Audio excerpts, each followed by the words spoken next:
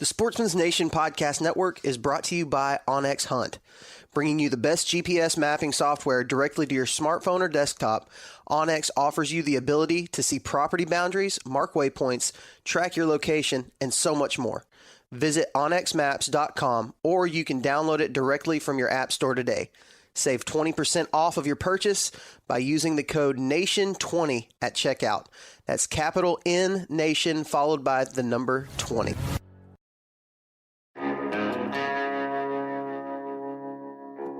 My name is Clay Newcomb, and I'm the host of the Bear Hunting Magazine podcast. I'll also be your host into the world of hunting the icon of North American wilderness, the bear. We'll talk about tactics, gear, conservation, but we'll also bring you into some of the wildest country on the planet chasing bear.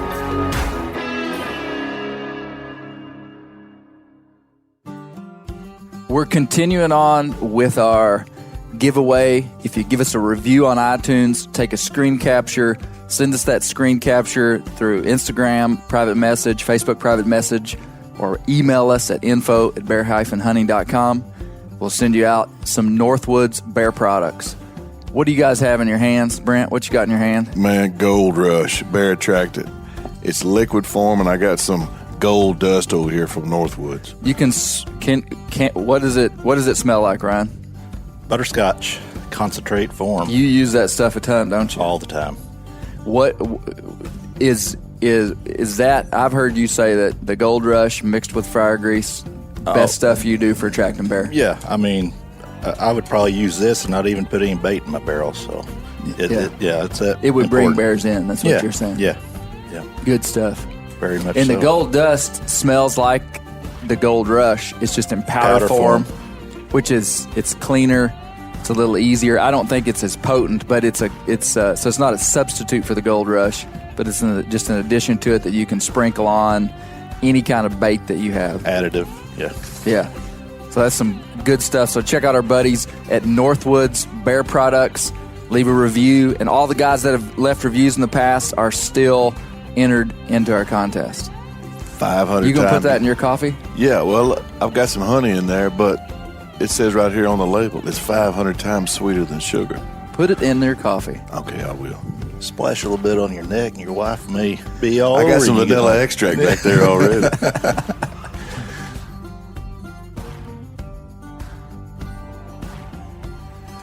Gentlemen, welcome to the Bear Hunting Magazine Global Headquarters.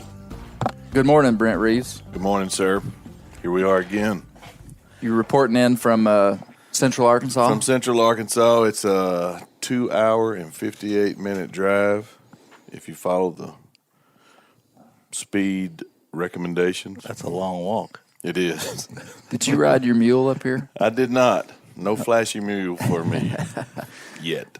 Mr. Ryan Greb, good morning. Good morning. You got me off the lake and got me to come up the mountain. Yes. Ryan's got a freezer full of crappie. So he's been crappie fishing. Ryan, I introduced you last time on the podcast as a guy that was killing bears while my mama was still wiping my nose. And I'm going to continue on with that. Well, I appreciate it. So Ryan Greb is a good friend of mine for several years. Ryan's hunted with me all over Canada, and we've hunted together here in Arkansas. And Brent has been with me all over Canada as well. Yep. And what we're going to talk about today is spring bear hunting. What I want to do is I want to take somebody from zero to hero about spring bear hunting in about 45 minutes to an hour. Yeah. I want to talk about all the relevant issues that revolve around spring bear hunting that have to do with timing. When do you go? Where do you go? Because there are states, there are 9 states that have spring bear seasons. They're all the Canadian provinces except for some of the northern provinces that, like Nunavut and Nova Scotia are the only Canadian provinces that don't have spring bear seasons. So I want to talk about that. I want to talk about Canadian bear hunting outfitters and how guys can go up and hunt and talk about costs, because people are like, how much does it cost? I'm going to talk about crossing the Canadian border. Because there's all these limitations that guys think about. Do you remember that guy's name? Do you remember the guy that Marvin or do you remember he asked us about? I want to tell the story about what he asked us about. Oh yeah. Do you not remember his name? Marvin is right. No, it wasn't Marvin. Okay, not Marvin. Pierre. Wasn't Pierre. It was You talking about the Canadian border officer? Yeah. Yeah.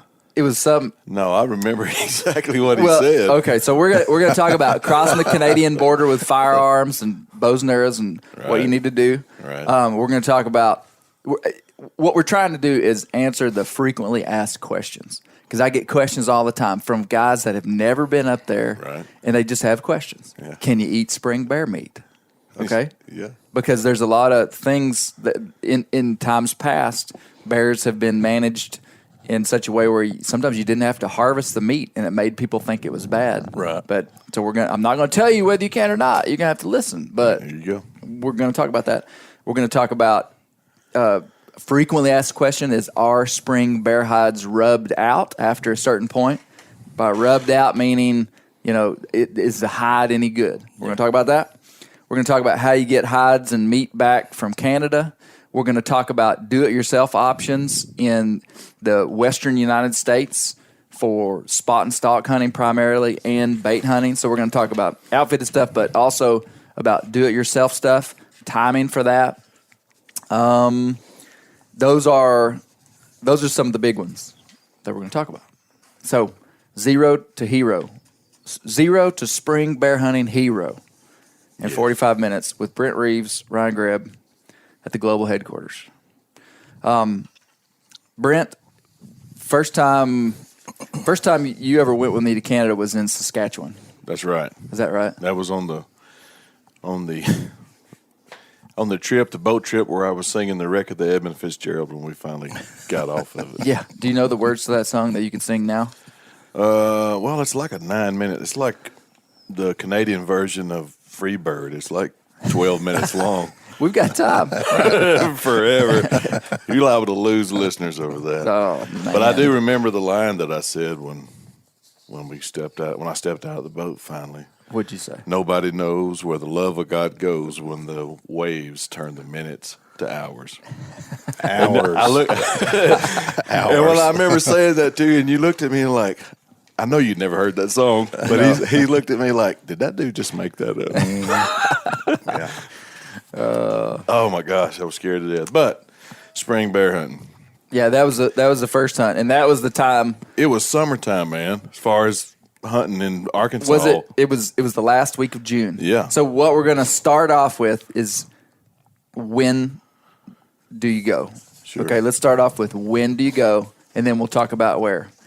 We went the last week of June, and on that particular hunt, a little bit of background. We're hunting with outfit in far northern Saskatchewan, and we rode 55 miles on a boat in a giant Canadian northern lake, which is almost like an inland sea. 25-horse tiller. With about a 25-horse crappie boat. Yeah. And we were coming out of the water about 6 foot. A couple of no, not that much, but it felt like it. Mm-hmm. It felt like it. But all the more adventure we had because of how far we were back in there. 163 miles south of the Arctic Circle. Yeah. Because I plotted it and checked it when we got back home. I thought you were going to say 163 miles by boat. That's what it felt like. Well, it wasn't that far off from that. I bet we rode that much in a boat that week. Oh, yeah, easy. 55 there, 55 back is 110. Yeah. Oh, and then every day y'all rode as much as 20 miles one way in a day. Did you not? That's right. You may have gone. I think they went the over furthest 40 that miles each day there and back just to hunt. So you probably rode 300 miles in a boat. Yeah, there's no telling. Yeah. You know what? I would do that again in a heartbeat. I would too. Would you, Rod? Oh, yes. Yeah. Just probably for the fishing more than anything. Yeah. That was world class. Oh, we didn't know it then, but looking back. It was one of the first times that we had access to just fishing right out from camp. Yeah. And I mean, we were just catching fish like big pike, lake trout. There was walleye. Yeah. It was. And we kind of thought everywhere else we go was going to be like that, and it was not. No. Even in similar waters. I won't say there's fish everywhere, but not They were the huge. size, and they were hungry. And it was every third. I mean, you could have averaged out. I promise you, I would take the oath right now. It was every third or fourth cast you were catching You fish. practically over 30 couldn't make inches. a bad cast. Yeah. Do you remember how, well, you wouldn't remember. Brent, do you remember how nervous I was when I lost Ryan's diamond spinner? I do. The 5 of diamonds, wasn't that what it was? Yeah. I was using his rod without permission, and these big old spoons cost like $9 a piece. Yeah.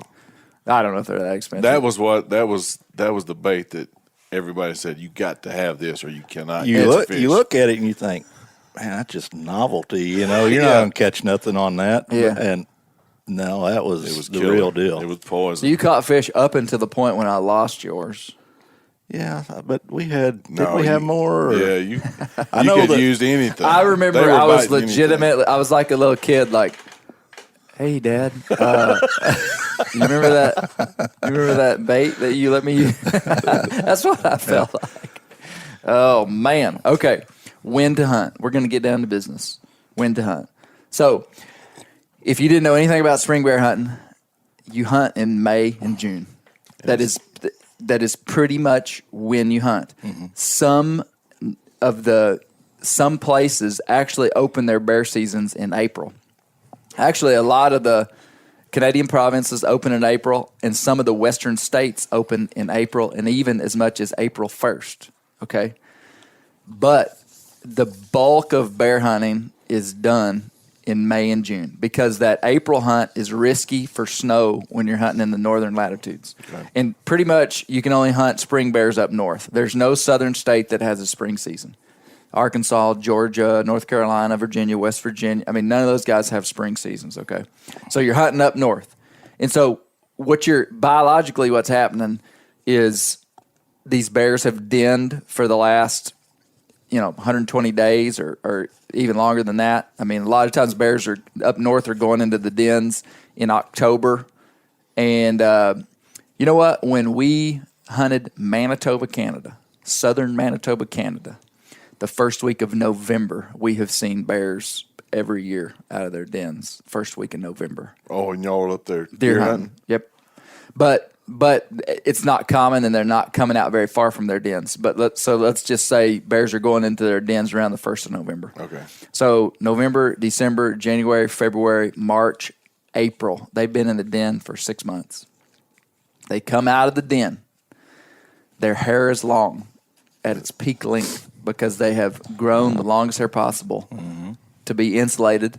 Their claws are sharp. Their claws are just like fingernails. I don't know if it's keratin or whatever it is, but their claws have been growing and they've not been walking around without use. Mm-hmm. Claws are sharp. They come out of the den on favorable days. In most places of the black bear range, bears will be coming out in April and might even be coming out in snow. Like, if you didn't know much about bear biology, and I didn't years ago, you would be like, well, does a bear wait till it's just like super warm to come out, or does he come out when there's snow on the ground? They absolutely come out of their dens sometimes in the snow, and it's like a progressive state of awakeness. Like the first time they come out, they might not go 50 yards from their den. So it's staged. Yeah, and then a week later they might range out further.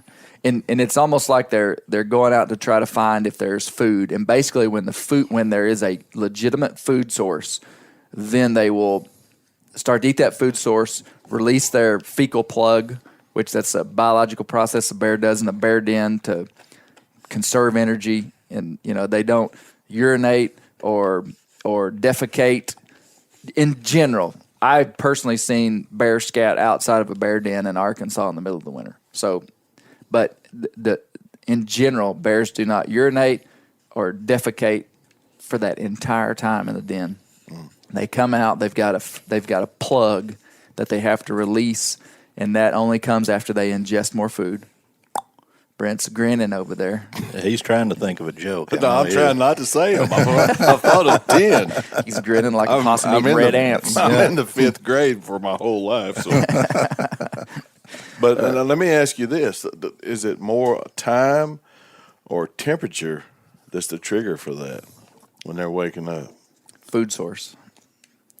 Like a bear does not den because it's cold. It's not like he gets cold and it's like, oh man, it's cold, I want to go den. He goes to bed because the food source runs out. Right. And so he wakes up when the food source comes back. Maybe their metabolism is. So that's what I'm saying. They've taken, digested as much as they can go, and they need to get up and. Right. So that's when they start rambling. Yeah. Yep. And it probably has to do with,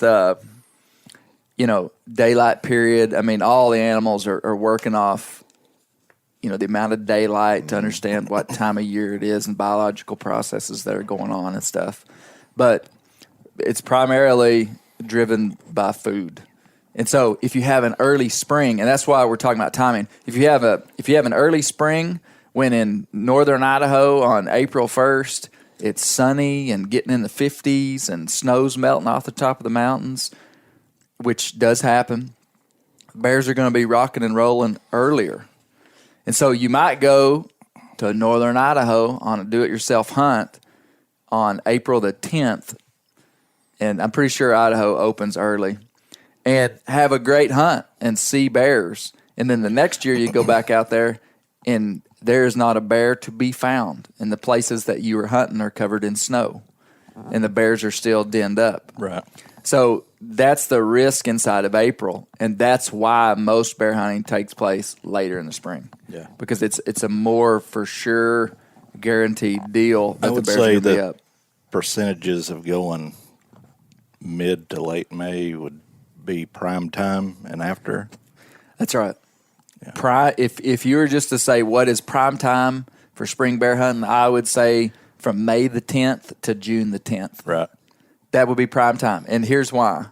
Well, let me not get too far ahead. Let me describe what's happening. Most Canadian outfitters start outfitting the first or second week of May.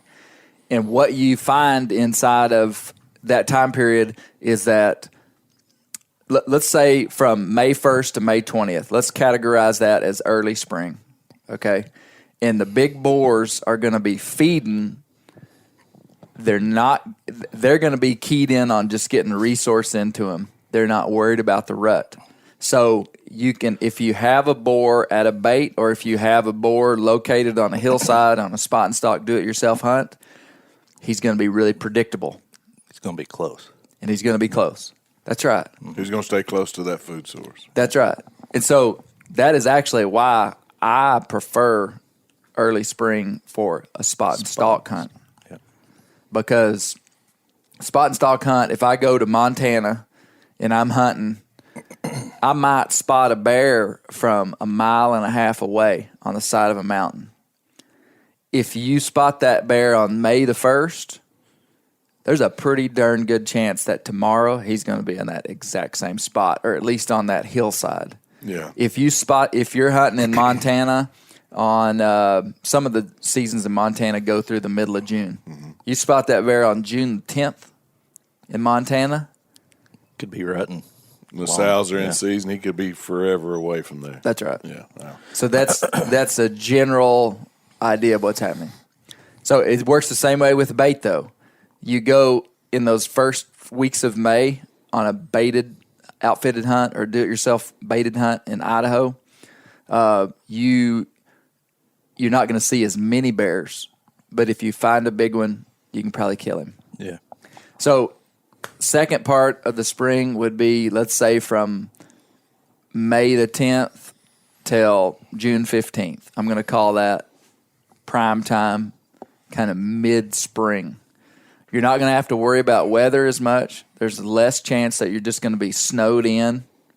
You know, my buddy Brian Strickland hunted last year the first week of May in Manitoba. He ended up killing a big boar, the kind you're after.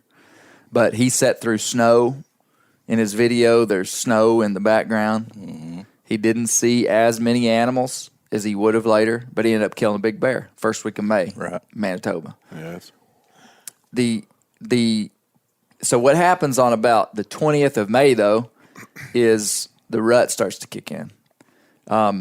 There's not a lot of data or general information about the bear rut that I have seen published or media talked about. You know, like the whitetail rut is like the most understood breeding process of probably any game animal in the world. Now, is that date that you're talking about when the rut kicks in, is that for every latitude, or is it diminished as you go? Well, here's the way it works, is that boar bears and female bears, whenever they get out of the den and they have about a month to feed and build their processes back up, then stuff starts to happen. Okay. Because of the bear rut is not like a whitetail rut. So a whitetail rut is based upon the actual conception date. Right. Has everything to do with fawn arrival in the spring. Right. So they need those fawns to be born at a certain time. So they got to breed at a certain time. Gestation period of a doe deer is 200 days or something. So they got to breed 200 days back from the prime time period of that time. In the southern United States, that window would be super wide because our winters aren't that long or hard. And so in the southern U.S., you have a longer rut. But way up in the northern latitudes, like in Manitoba, those fawns have to be born at a certain time. You got this really fine rut. The bear rut is not like that because of delayed implantation. Yeah. Anytime there's a lull on the podcast, I talk about bear reproductive processes. My favorite topic. No, delayed implantation. I'm trying not to picture it in my head, but go ahead. Delayed implantation. It's fascinating. Yeah, that is, for because real. basically bears are a low density animal. So that means they're not a herd animal like a deer that are just everywhere. Like, so a sow bear has to have this elongated period of time when she can be bred so that she'll bump into a boar. Because Right. there's such a low density, and it doesn't mean that there's not a lot of them. It just means that spatially there's going to not be 40 bears per square mile. Right. It's just not going to happen anywhere. It's just not natural. So they have this elongated period of time when they can be bred. So when love happens, Brent, Yes. and they meet perchance Romeo and Juliet in the mountains of Manitoba or the Ozarks, and something and conception happens. Okay, Yes. the egg is fertilized, but it does not attach to the uterine wall until 60 days before gestation in November. That's when gestation starts after the bear has gone through the fall. Her body is determined if she can rear young. The egg attaches to the uterine wall. Gestation starts. Bear cubs are born 60 days later in the den. So all that to say that there's not this like pinpoint conception date like a whitetail because of delayed implantation. Right. Could you make a diagram of that? Give me the chalkboard. I'm first. When a boy bear loves a girl bear. We're taking a turn. No, but that makes so there's this bear can be bred any time of the year. Yeah. Like she could be bred in early May. But the research that I've done on a couple different research projects showed that peak conception date was around mid-June for at least a couple of these bear populations that they had really tested. Right. So peak conception date, breeding date was like mid-June. Mm-hmm. So I compare the months of May and June to the months of October and November for whitetails. For deer. Mm-hmm. So late October, stuff's going to be happening. Have you seen rut activity the last week of May? Or have we hunted much in the last week of May? Mostly just June. Okay, you've mainly hunted in June with me. Right. Yeah. Well, I have seen for sure rutting going on in late May. I mean, boar bears with sows. I've also seen boar bears following sows in early May. Right. But so that last week of May, that's why that's such a hot spot, is because the bears are still fairly predictable. Like if you find a boar on a bait, he's probably going to be there for a while. But there also might be cruising boars that find you. Right. You get into mid-June, and it's like hunting the whitetail rut. That's what I was going to say. If, a hunter's on a bait somewhere and they're not getting pictures of what they're considering shooters, it's just like a whitetail buck. When that rut's kicked in, any day there could be a monster show. How many times were we in Saskatchewan in June and getting pictures of bears that nobody had ever seen? Brand new. Yeah. Every day it was like a new bear. Yeah. Yeah. And we were hunting the last week of June. Yeah. Pretty much. 20s of June. Yeah. And so that was classic rut stuff. Brent and I witnessed a bear. I don't know that they ever connected, but You called it frolic. They frolicked. Yeah. Yeah. And well, we saw them breed, not that year, but another year. Another year up there. I mean, straight, the old three-wheeler. Mm-hmm. Didn't we? Didn't we see a three-legged bear breed? I'm glad you clarified that because I didn't three-wheeler. It was a three-legged bear. Yeah, it did. That was actually the next year. Yeah. After the frolicking bears, which was the famous hunt where the bears came in on top of us. Yeah. But that same year, where the bear got so close to us, the rut activity, Ryan had that encounter with that aggressive sow. Yeah. Yeah, you watched a boar and a sow fight. She had a cub up a tree. Yeah. I shot the boar. He didn't make it 30 yards. She goes over there and pretty much tears his hindquarters off as he's dead.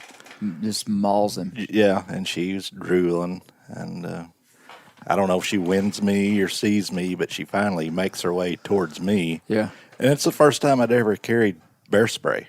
First hunt Ever. And it was just an afterthought. I thought, I got this. Why not bring it? I've had it sitting at home for years and didn't have it handy. It was buried in my backpack. So as she kept getting closer, You're on the ground. Yeah, I'm in a ground blind. So after seeing her do what she did to the bear I'd killed, it's like, I might ought to pull this out. And I go to talking to her and try to get her to run off, and she would not. And finally, when she got within 4 yards probably, I thought, I want to let her rip and see what happens. And it scared her off. Yeah. It worked. It worked. Yeah. Yeah, that was a pretty touchy situation. Mm-hmm. Well, I think that's a pretty good rundown of when to hunt, the pros and cons of early hunting, late hunting. Do y'all think we covered it? Y'all have any other comments on when to hunt or questions? Well, you're probably going to see more bears, you think, probably in that June period when...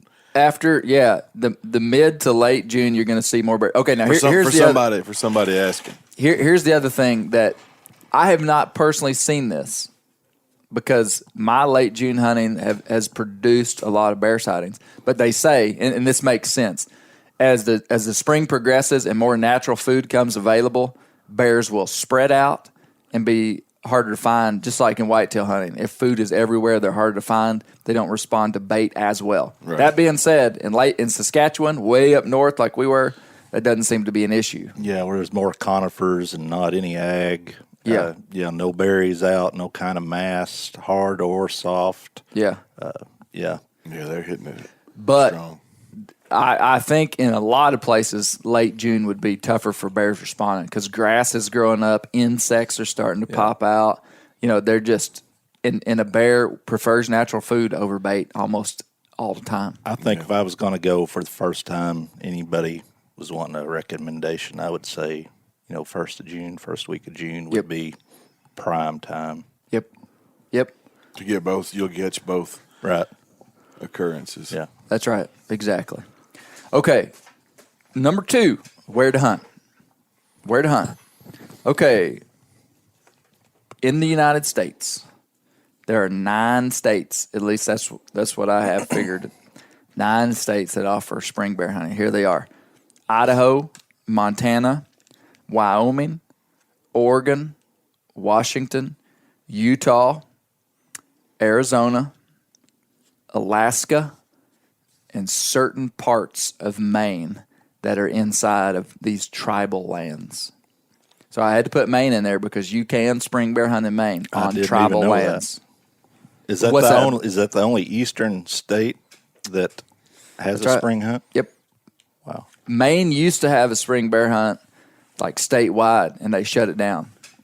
Was that from anti-hunting? Absolutely. Okay. Anti-hunting. Nothing, no biological. But Maine has the largest bear population of any state for sure in the eastern U.S. California and some of those bigger states might potentially have more, but Maine has an estimated bear population of 30,000 bears. I mean, bears are just massively increasing. They usually kill about 3,000 bears a year in Maine. Absolutely anti-hunting sentiment that shut down the spring bear hunt. But there's some big Native American tribal lands in Maine. One of them is Penobscot, and we have multiple outfitters in Bear Hunting Magazine that guide on Penobscot. So let's just briefly go through these.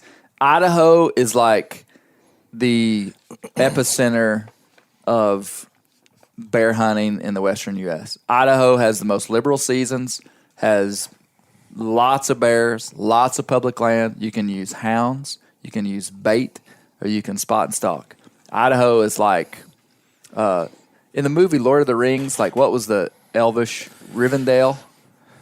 I did not see that. I've never watched that.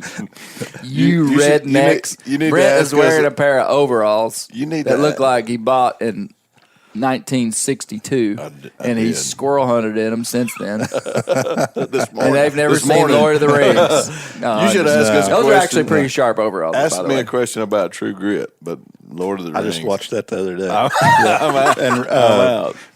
Yeah, Rooster Cogburn. Oh, yeah. So I'm like the nerd. Yeah. Harry Potter. No, I've never watched Harry Potter. Oh, no. Whatever. Witchcraft. In Lord of the Rings, I think it's called Rivendell. That is where the elves live, and it's like this hub of all things good. It's like that is Idaho. I agree. Now I've been on the only spring bear hunt that I've been on that I didn't go with you was in Idaho. Yeah, and you can bait on public ground there. that's right. Yeah, you can go up there and do a do-it-yourself bait hunt. You can go up there, buy a hound permit. Yep. There's a couple things you have to do, but you buy a hound permit. Mm-hmm. If you do-it-yourself bait hunt, you have to buy a bait permit. I mean, it's not very expensive. Tags are cheap. Man, it's beautiful. I'm pretty sure the Idaho bear season, I want to say it starts on April 1st. Check the regs. It's either April 1st or April 15th. Montana starts April 15th. So let's go from Idaho. Montana is a great spring bear hunting destination, but you can't run hounds, you can't bait. It's all spot and stalk hunting. You go up there and buy a tag for $350. The western side of the state is where the bears are going to be. Idaho, pretty much. The eastern side of Idaho is like big plains, like buffalo country. The western side of the western 1/3 of Idaho is in the Rocky Mountains, basically. Right. The highest bear densities in Montana are going to be in northwest Montana. Now, is there only certain units in Montana, or is that statewide? Yeah, pretty much the western third of the state is going to have a bear season, from like Bozeman over to Missoula up to Libby and Kalispell. I can't remember all the, but like you could essentially say the western third of Montana is going to, for sure, 100% every place going to have a spring bear season. Yeah. There's lots of wilderness areas. There's big blocks of national forest. Man, if you could just get in any of that country on the western side and learn it, you're going to find bears. It's not easy, but it's doable. Right. Last year, we took our mules to. I've hunted in the spring in Montana 3 years, and had a rough time 2 years, and didn't kill bear. The third year, we kind of got it figured out, and we killed a bear, and probably, I feel like I kind of know what's going on. But so that's Montana. Montana opens up April 15th, goes to June 1st in a lot of units, and to June 15th in some units. So you can hunt there for about 2 months. Tags about $350. Wyoming, Northwest Wyoming is going to have a bear season. It's less of the state is open to bear hunting. It's probably not as good as Idaho and Montana in terms of bear densities, even though there's a ton of bears in Wyoming. You just don't. When you hear guys talking about going out west, if they're traveling, they're usually hunting Idaho or Montana. Is Wyoming spot and stock, or is it a bait? You can hunt over bait in Wyoming in the spring. Now, is there grizzlies in Wyoming? There is. Yeah, I know they are, but I didn't know. Yeah, a lot of that country. Worry about that. Yes, you do, and especially in the greater Yellowstone ecosystem, northwest Wyoming. For sure, there's going to be grizz in a lot of that country. Yeah. So it's for sure something you got to think about. And southwest Montana, you got to worry about grizz too. Yeah, I never saw grizz where I was at in Montana. Never saw grizz. No, we were a little bit north of where they were. Oh, okay. We were kind of hunting like central western Montana. Yeah, and we didn't see grizz. But all of it could have been grizz country. I mean, we were prepared for grizz. We had you probably bear glassed spray. a lot of the area. Yeah, we did. Yeah, and I knew we probably wouldn't see them. I mean, everybody that our contacts up there were just like, you're probably not going to see a grizzly bear, and that's good when you're black bear hunting. You don't have to worry about that. but okay. So Wyoming, I have less experience with Wyoming, but good hunting. Non-residents can't hunt wilderness areas in Wyoming. You got to have a guide to go into wilderness areas. Oregon and Washington have spring bear seasons. They're a little bit tighter. There's different places you have to apply for. It's different kind of hunting. Oregon and Washington are going to have a lot more thickly forested regions, but great hunting, great spring hunting. Utah has a very limited hunt in the spring. I mean, like 50 tags or something, but you can hunt over bait. Brian Strickland killed a bear in Utah a couple years ago, drew a tag. So it's a draw state? It's a draw state, and I want to say it's a very limited hunt. Arizona, boy, don't get me talking about Arizona. They have a spring bear hunt, and that'd probably be the most southerly.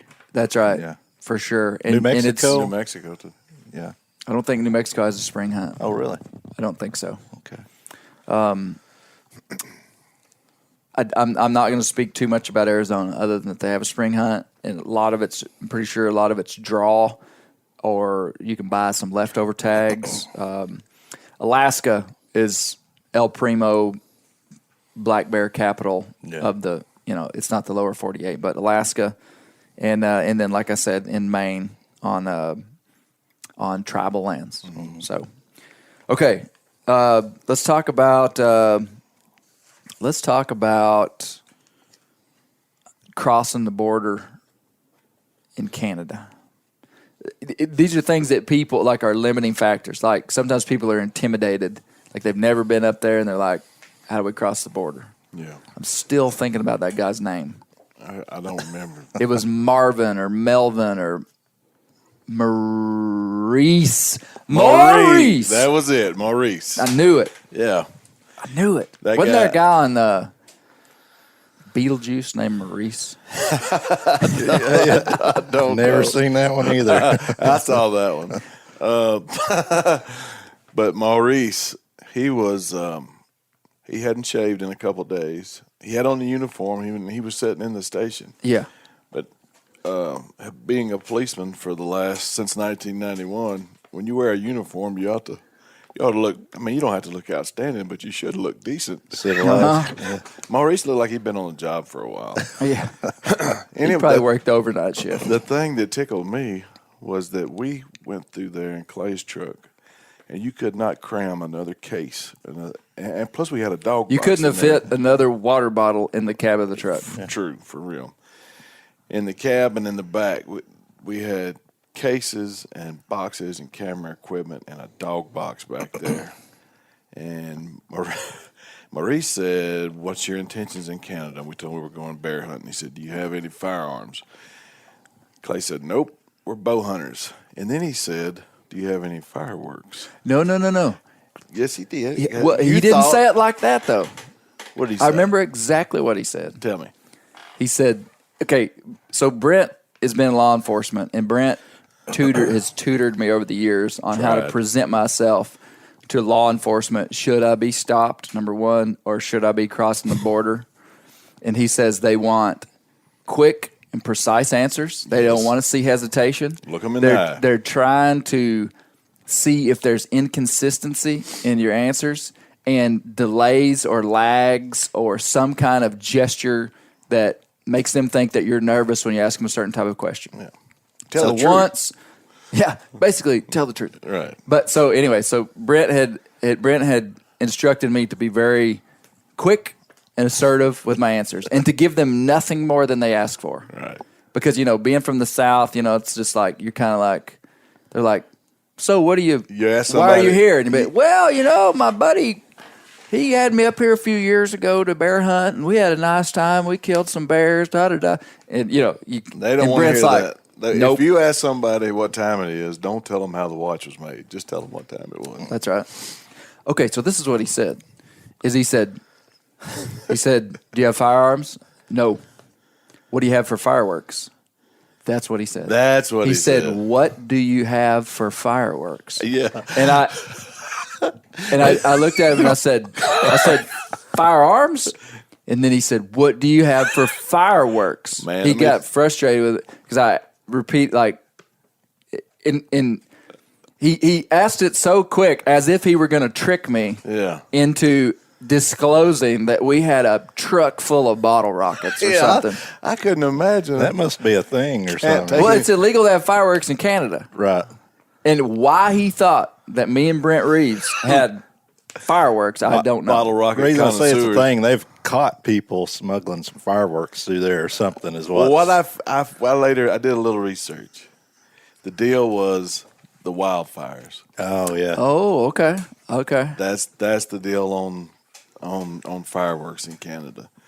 As you know, they have enough trouble with lightning strikes. You know, there's a jillion acres up there that you can't get to by road, so it's fire danger. That's what the deal was. But at the time, I was thinking, Maurice was doing his job. Holy cow, we could take over Canada with a. So you got rid of the smoke balls and snakes exactly. Before you got there, huh? Yeah. Hey, do you remember that I had the day before we left for Canada? Well, we back up. In May and June, really June in Arkansas, I will not pass a watermelon stand without stopping and buying a watermelon. True. I just can't. Anyway, I had bought this big watermelon the day before. Yep. And as we were leaving for Canada, I was like, I'm bringing the watermelon. I shoved this watermelon in the truck. And you're not supposed to bring fruits and you have to declare fruits and vegetables if you cross the border. Right. Well, we were trying to keep things simple. Weren't we, Brent? We were. And so we had it hid. Out of sight, out of mind. And so anyway, the watermelon was laying in the open in the back seat. And anyway, I didn't claim the watermelon. And anyway, when we got through there, it was like Smokey and the Bandit. We were like, woo, we got our watermelon through the Canadian border. Well, the thing about it was, we told him we had a dog in the back. We could have, and he never even looked. He said, "You got the paperwork?" Clay handed him the paperwork, the verification. He had all the shots. He never looked back there. We could have had a dog pen full of babies back there. Wow. That we were selling. Yeah. It was just in outlaws. No, we were legit with the dog. He never looked. And the fireworks. And we didn't have any firearms. But we didn't have any tobacco. You were bootlegging watermelon. We were bootlegging watermelon. That's sad. Yep. Fireworks, man. Yep. So, okay. Crossing the border. The only thing that you have to have if you're crossing the border is a simple non-residence firearms declaration form. That used to intimidate me before I had done it. You go online and you type in the Google non-resident firearms declaration for Canada, and it'll pull up what's called RCMP 5589. It's a one-page form. Asks for just all your information, the make of the gun, the serial number, the caliber, how many bullets you're bringing, and that's all it is. And it's best to print that off before you go, and you just hand it to them. That and your passport, and you can't take pistols. That's right. No handguns.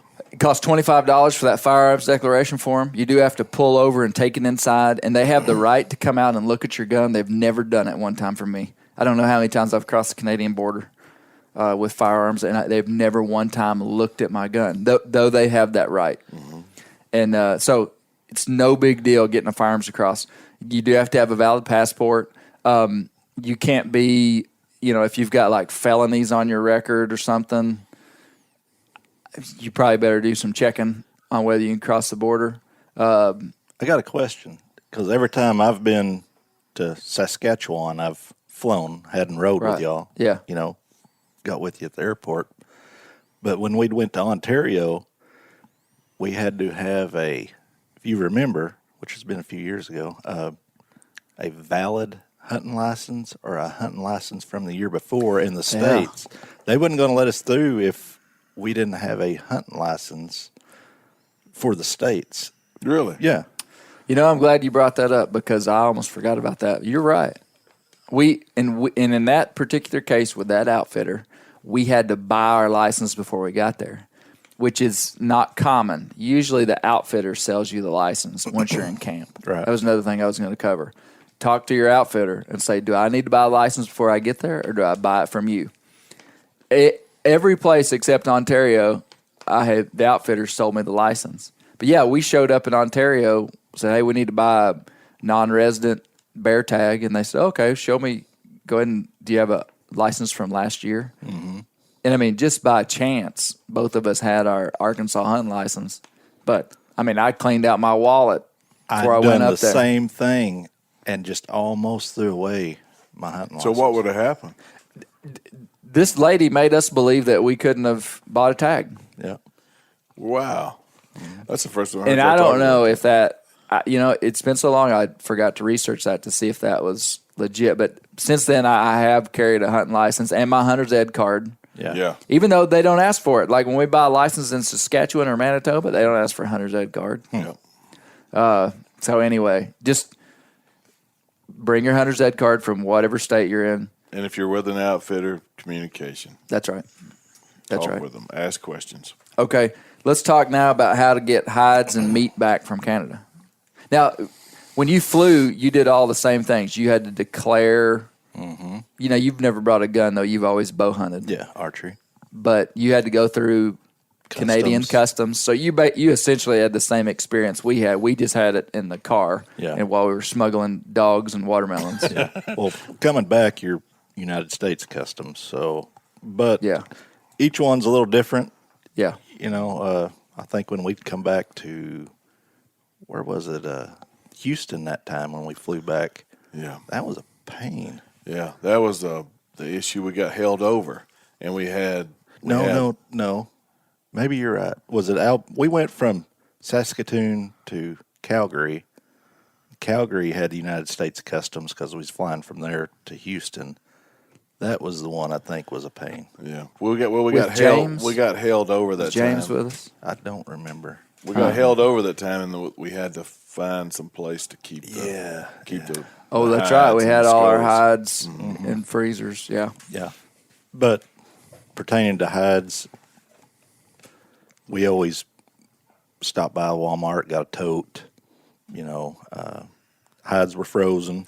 So you want to talk to your outfitter and say, is there going to be a freezer in camp? Yeah. And 99% of them are going to say yes. Yeah. The only time I've not had a freezer in camp was when I was doing like a backcountry hunt in British Columbia, Canada, and the outfitter, he didn't freeze hides. He fleshed and salted them. Just straight up fresh. We got a dog race. Dog race. No, that's little Scooter. Oh. I got a 4-month-old pup that just came flying by. It was like, who knows what he was chasing? Here he comes back. He must be running a cottontail. He's running a rabbit.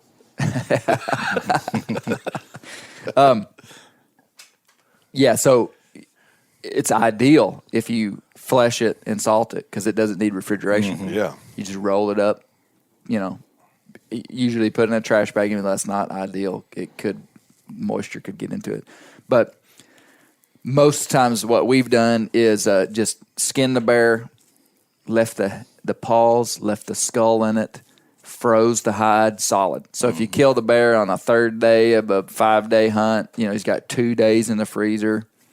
And you can bring that hide home frozen in a tote or in an ice chest, and it will stay froze for probably 3 days. Mm-hmm. So that was something I didn't know. We pack dirty clothes around it just for extra insulation. Or whatever you can find for insulation inside of this tote. Yep. Duct tape the tote. Good-sized bear, skull, hide, fat, everything on it is going to weigh about 50 pounds. Yep.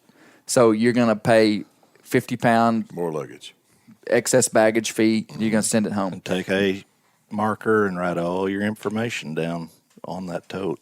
Yep. Name, phone number, address. Everything. And essentially, you'll have 3 days before that thing is going to, if it's frozen solid. So you're good. Because, usually you get to an airport, you're going to be sleeping in your bed within 12 hours, 18 hours at most. So you're totally fine. Meat would be the exact same way. If you wanted however much meat you wanted to bring home, which a lot of Canadian outfitters will take the meat and handle it for you. Okay. Some places you aren't required to salvage the meat, but you could take as much of it home anywhere you wanted, and you would just freeze it the same way and bring it home. Yep. Deal with it. So, and it's just going to cost you, if you kill a bear, it's going to cost you a little bit if you're shipping it like that. Now, if you're driving, you bring ice chests. That's what we've done. That's what we've done. Just brought big ice chests in the back of the truck, frozen solid, put them in. Okay, here's the other scenario. You kill a bear on the last day and you're leaving the next morning. You don't have time to freeze it.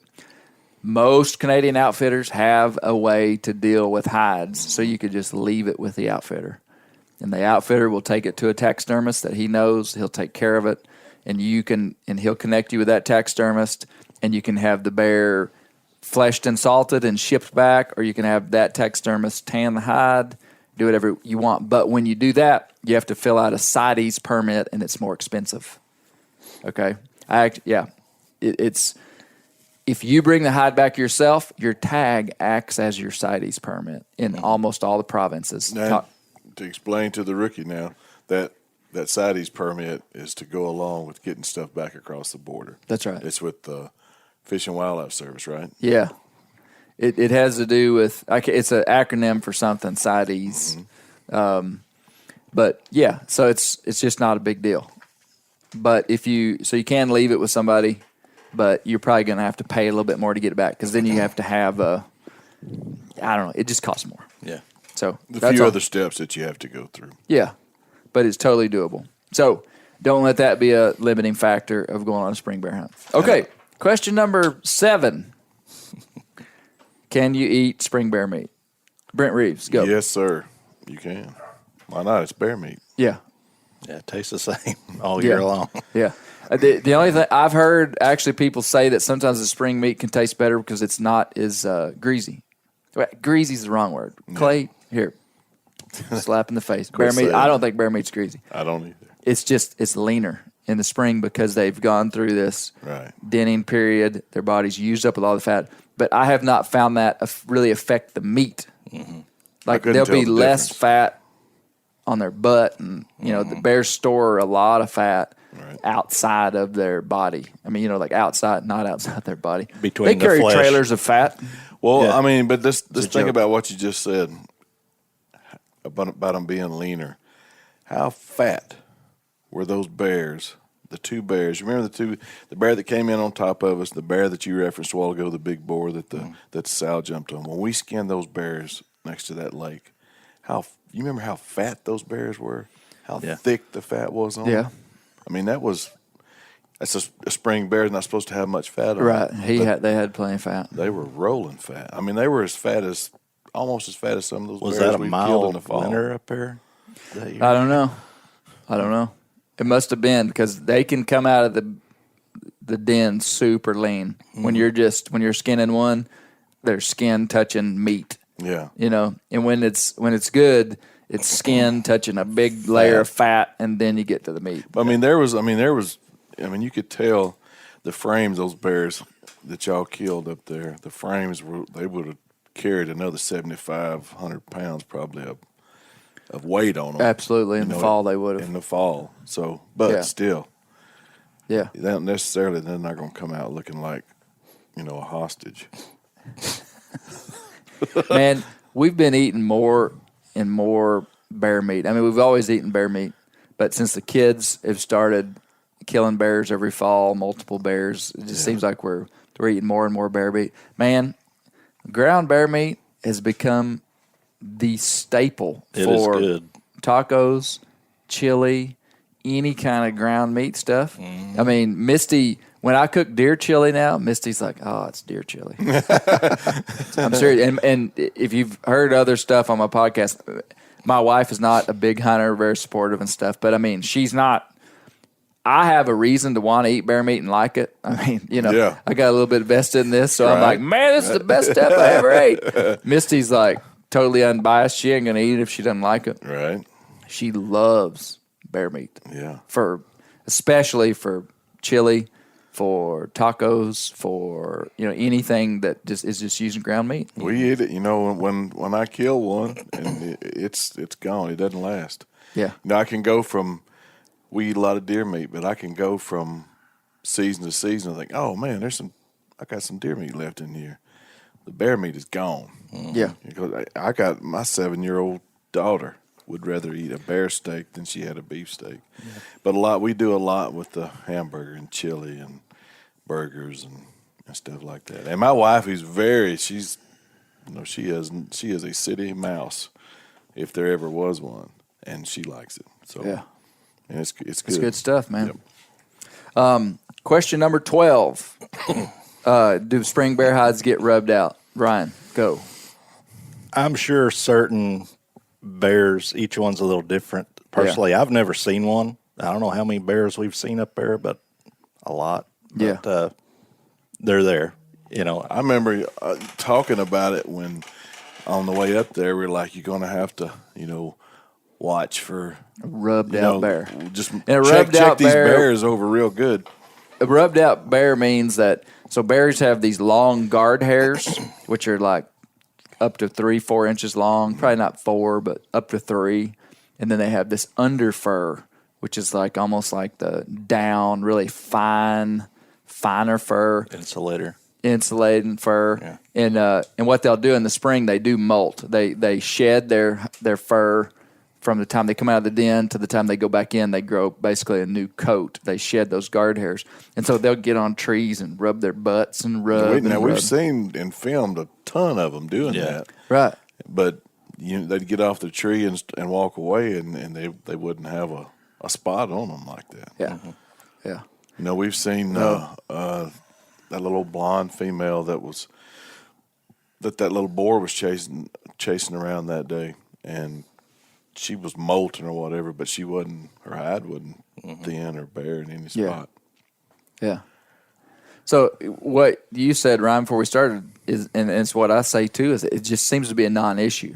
Yeah. I mean, certain bears, I'm sure, but it also depends if you're looking, say if you've got a trophy 21-inch bear come in that's rubbed a little bit, I'm shooting that bear regardless. Who cares? Yeah, exactly. Yeah, unless you're wanting the guy that's wanting a rug to put on the wall. Yeah. Check it out. And more than likely, you're going to notice it right off the bat. Yeah. But personally, I've never seen one rubbed out and look terrible. They're there. I just haven't run across them. Yeah. So, the odd time. And it's the odd time you'll see a bear that just is straight up rubbed, and you'll be like, that bear's rubbed. Brent and I saw a bear that had mange. Yeah. And I mean, the whole back half of its body was bare. Yeah, and I mean, you're obviously not going to shoot that bear. Bare naked. It was bare naked. It still gives me bad dreams thinking about it. Now, and that bear wasn't rubbed. I mean, there was something wrong with Yeah, that he bear. had the mange. Yeah. But I have seen him. I put a picture actually in the March, April issue of Bear Hunting Magazine of a rubbed bear that I took a photo of myself. Yeah. And it was just so obvious. I mean, it just looked like a mangy dog. And there wasn't anything wrong with this bear. Its whole body was covered in hair. But it was just, you could just tell. It was just spot. And there may be certain regions where that's more common versus, other places. And that's what I have said, but I've hunted all over Canada, and it never seems to be a big issue anywhere. Yeah, I mean, because I thought the same thing. I thought, well, maybe just the places we've gone have not had many rub bears. But well, last spring we were in where were we? British Columbia, and those bears coming into camp were just pristine. Yeah. No spots on them. And now that was mid-May, though, and you would expect that in mid-May. Okay. When the main data point that I'm using is this late June hunting that we're hunting in Saskatchewan. But anyway, it's just not that big of an issue. Yeah. It's not a reason to not go. Right. Oh, for sure. Okay, cost. So people are like, what's a spring bear hunt cost? What are you looking for? What province? What state you want to go to? I mean, it ranges from pretty reasonable to pretty high versus a do-it-yourself or a all-inclusive lodge hunt. So it's what you want to experience and what you want to pay for. Here's the deal. You can hunt. There's places in Quebec that for $1,000 you can go on a 6-day spring bear hunt. Very affordable. Stay in a nice camp, cook your own food, outfitter show you where the bear baits are, and I'm serious. There are places where you can go for $1,000, especially in Quebec, and hunt. And guys kill bears, and guys kill some good bears. Some places aren't. Some places like 2-bear hunts too. Well, let's talk about the prices in the different provinces. Gotcha. Okay, so Quebec would be known for its fishing, its beauty, and its affordability. A lot of fishing outfitters that are also bear outfitters in Quebec. Right. It's a good place to go if you're looking for a $1,500 bear hunt. Okay. It's a 1-bear province. Let's move over to Ontario. Ontario has and we're coming west with that, right? Yep. Well, I guess we got the other ones. Newfoundland, let's go back east. Newfoundland is a 2-bear province. New Brunswick is a 2-bear province. Okay. Those hunts in New Brunswick and Newfoundland are going to be from $2,000 to $3,000, $2,000 to $3,500, most of them for a good hunt. Okay? That's the price range. That's for a week. Pretty much for a week, fully guided hunt. You can, and for that, in that range, in those places, most of those places are going to be fully guided, like lodge type hunts. You're going to be staying with the lodge. Somebody's going to be cooking you dinner, and you're going to pay between $2,500 to $3,500 in those provinces, if I could put it that way.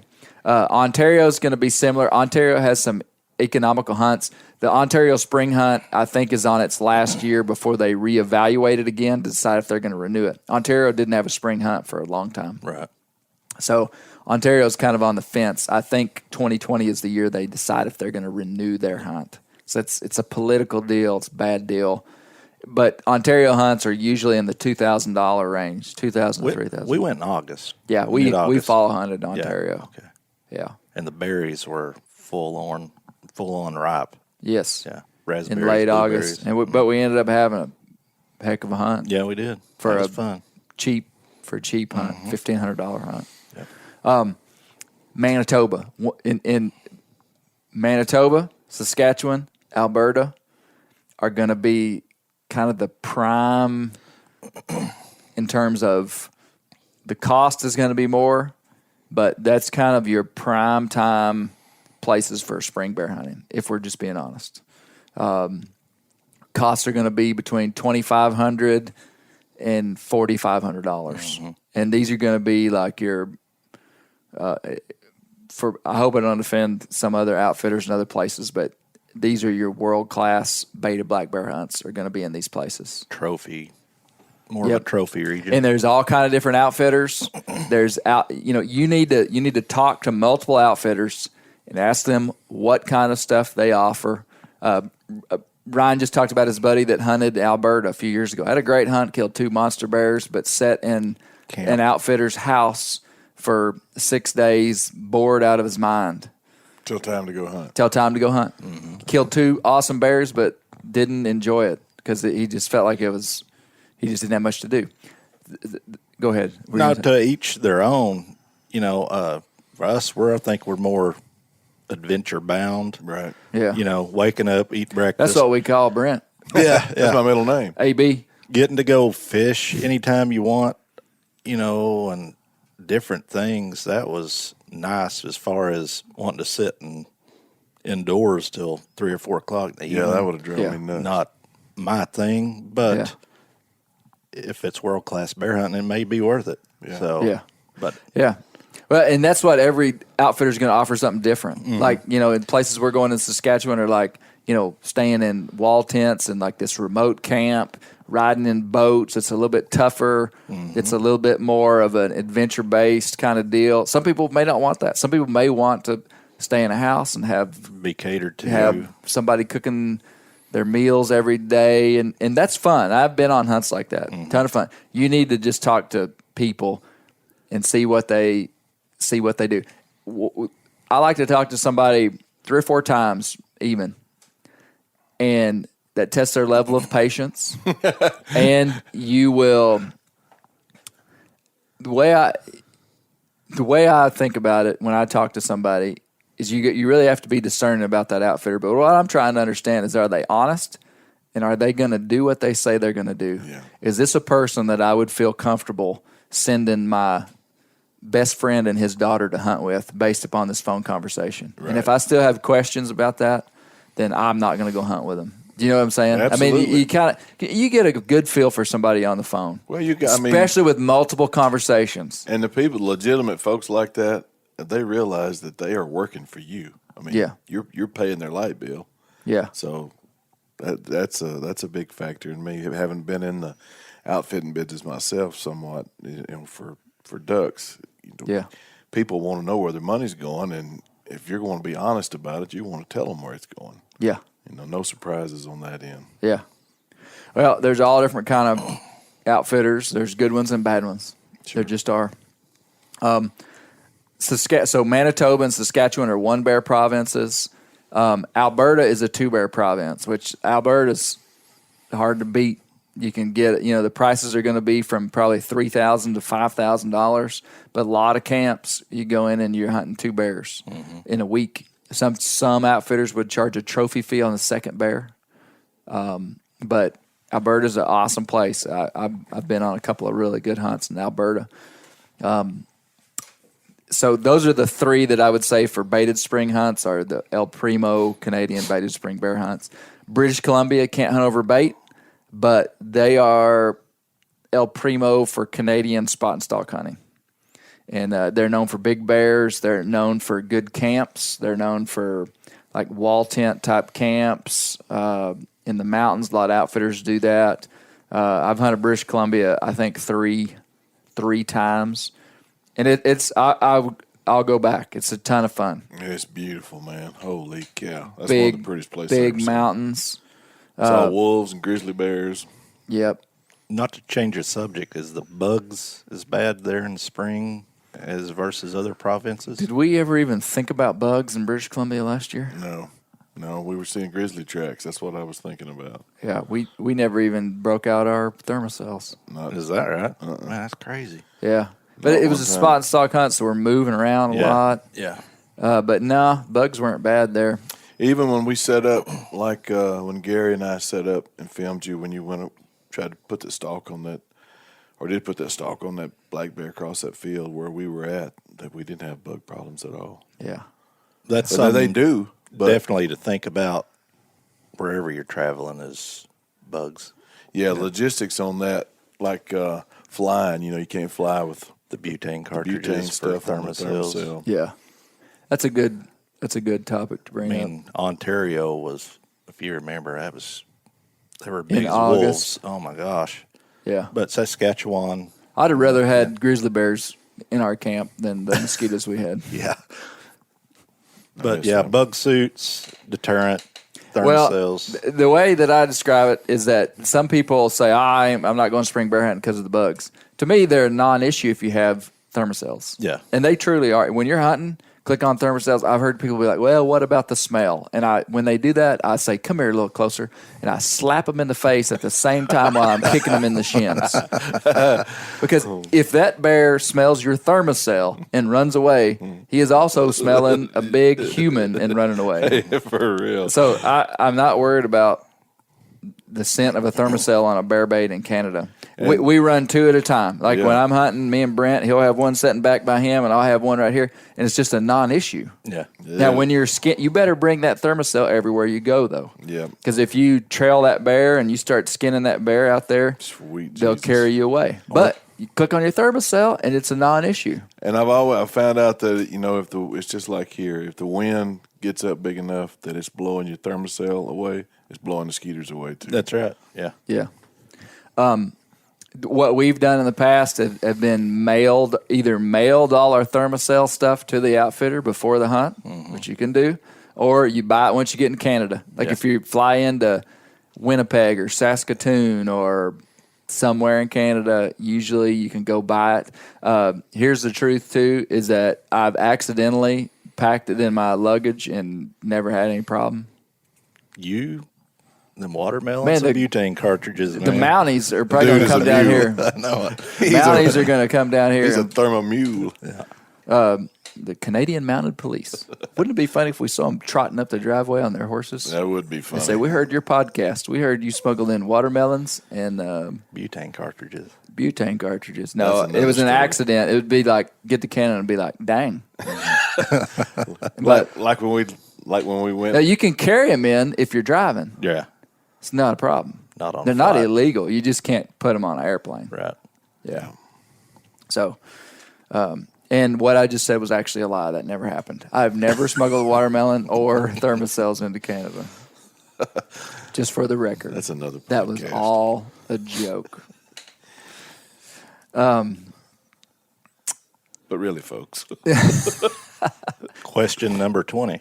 Question number 20. No, we were talking about the provinces. And that kind of dissects, just in short, the Canadian provinces and kind of how they operate. You can hound hunt in British Columbia in the spring for bear if you want to. None of the other provinces are bear hunting with hounds. Yeah, I don't think any of them actually. Well, Does that have to no. be with the You outfitter? can hunt in the spring in Ontario with hounds. Does that have to be with an outfitter, or can Yeah. you, as a Yeah, someone from the any States? U.S.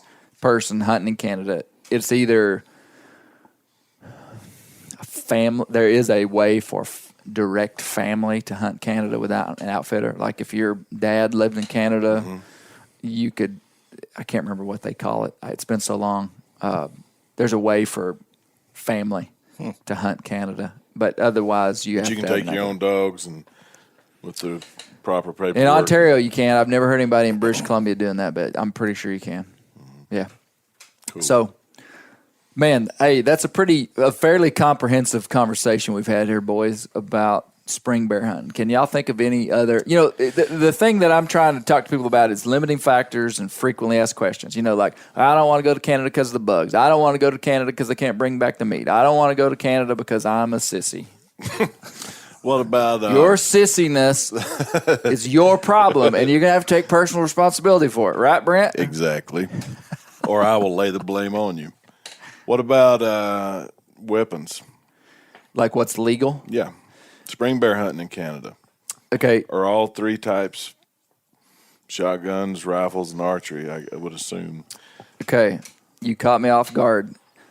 Archery and firearms would be legal everywhere. So if you go on a spring bear hunt, it's not like you're just going on a spring bow hunt. Like you could carry any of the mainstream cartridges, muzzle loaders, shotguns, anything like that. The only thing I don't know 100% about is crossbows. I believe there are a few provinces that don't allow crossbows. And Something else to ask your outfitter. yeah, but most of them do. I want to say 90% of them allow crossbows, regular archery, traditional archery, muzzleloaders, shotguns, rifles. There's nothing that you can't do. I mean, except handguns. You cannot bring handguns into Canada. Right. Let me guess. Hey, you snuck one in there. Listen. No, listen to this. Listen to this. Last year, I bought Shepherd Newcomb one of these little pistol BB guns on a trip. Oh, my. And he, for whatever reason, when we left Canada here, that gun was in my truck, that pistol BB gun. Last year? No, I don't remember when it was. Well, it's like a $40 BB gun. Right. And we stayed the night in North Dakota. Okay, there are probably like one of those unsolved mystery shows about this. About someone that saw me dispose of a handgun in a trash can at a roadside hotel in North Dakota. Because that's what I did. We got to North Dakota and I found that pistol. And it probably was legal to bring a BB gun, but I just didn't want the hassle if Maurice was there. Yeah, for real. I can see him with a motel towel wiping the prints off this BB gun. I remember like pulling up to this trash can, like looking around, see if anybody was looking, and putting that BB gun in that. Wow. Tonight on Unsolved Mysteries. Somebody was probably up in like the 10th floor videoing, like, son, look, or, sweetie, that guy just threw a handgun in the trash can. Peeled out. Dukes of Hazzarded out of the parking lot. There you go. Okay. Sorry, guys. So, anything else? I don't guess. Okay. Brent. Weather. Man. Real. It's cold up there. How would you describe it? Well, you can't describe Arkansas because the week before last, I ran my air conditioning one day and the heat the next. So Yeah. But we, the first year we went up there, we built a fire every night. That was in May. Mm-hmm. In late June, I don't think we ever. I think I had a fire most nights. There was some of the days though. It was like that day the horsefly hatch come out. It would get warm. It was 80s or 90s or something like that. I tell people to be prepared for 30 to 70 degree weather. Yeah. And to 80. I mean, yeah, that's a good average. So bring your jacket. Yep. Bring your coat. Bring your rain gear everywhere you go. Yeah. But Rain be prepared gear for sure. for it to maybe be warm. Yeah. Rain gear for sure. Yep. Bring your rain gear everywhere you go in anywhere in Canada in the spring. You can leave camp and it be a bright, sunny, beautiful day. And about the time you get to the bear bait, it may just come a gully washer out of nowhere. Mm-hmm. Yeah, I remember the first day we got there, I asked the outfitter, he said, all right, y'all, when y'all get your stuff together, I said, I need to take my raincoat with me or whatever. He said, dude, this is Canada. You need to take it with you everywhere you go, unless you want to get wet.